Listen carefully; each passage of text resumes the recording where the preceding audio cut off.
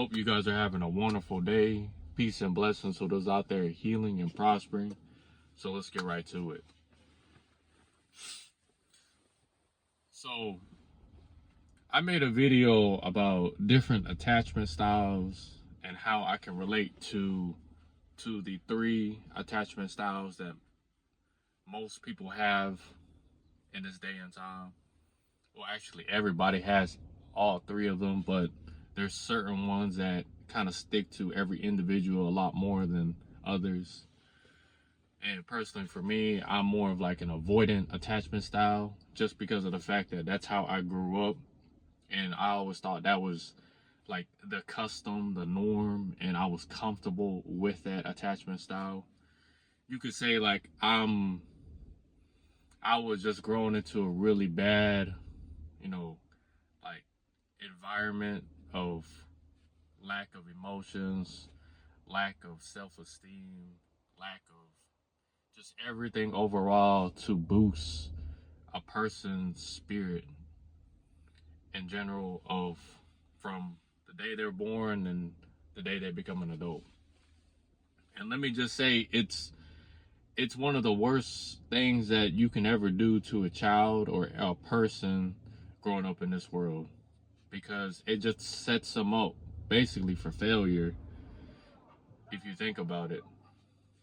But on to today's topic relating to the attachment styles is you are what you attract. So what I mean by you are what you attract is the fact that, let's get this out the way, attraction definitely attracts people towards you, without a doubt. Us as humans, we're very visual. If we see something we like, we're gonna go towards it. We're gonna get curious, and we're gonna see, what's going on with this person that we find attractive for some reason.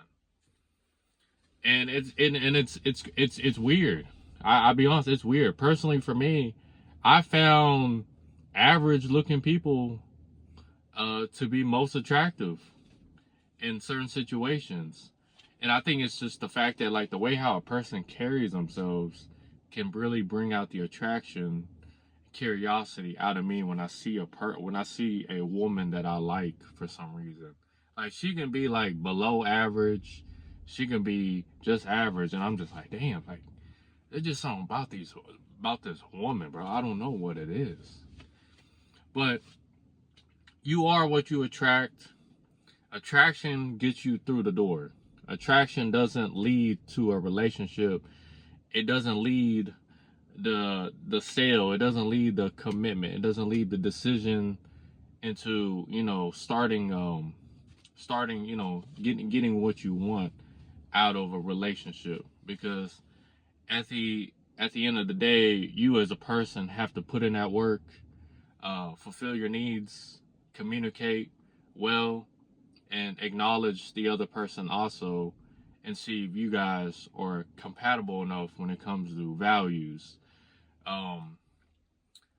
Values, why you wanna, just values. That's what I'm gonna keep it at, just values. Personally, for me, I ain't gonna lie. Like, I just feel like most of the time, my ethnicity, my looks played a role in the attraction I got from other women. And you can say having a healthy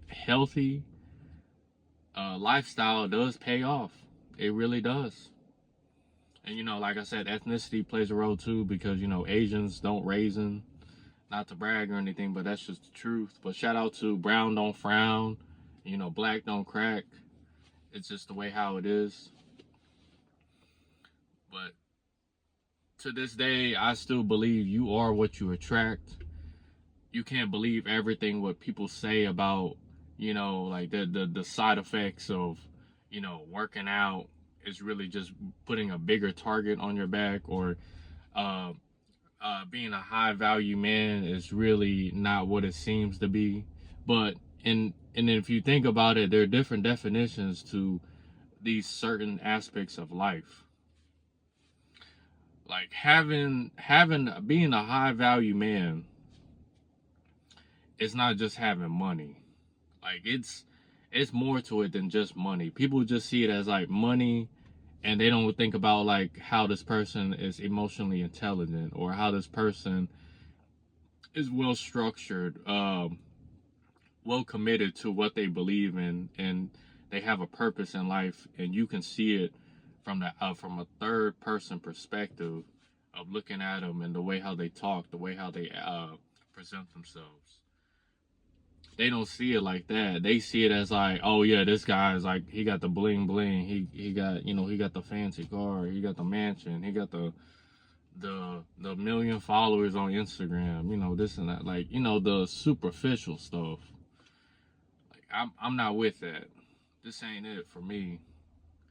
And but without a doubt, I treat the janitor how I treat the CEO, the same way, and it don't bother me. And that's how it goes. So, but for the most part, the what you are is what you attract, is going by your values and how you perceive your partner down the road in the future. So in other words, like if you're a very secure person, you're gonna be more communicative. You're gonna be more open. You're gonna be more responsive. You're gonna want the same. You're gonna want the same, if not more, from your partner when it comes to getting into a relationship.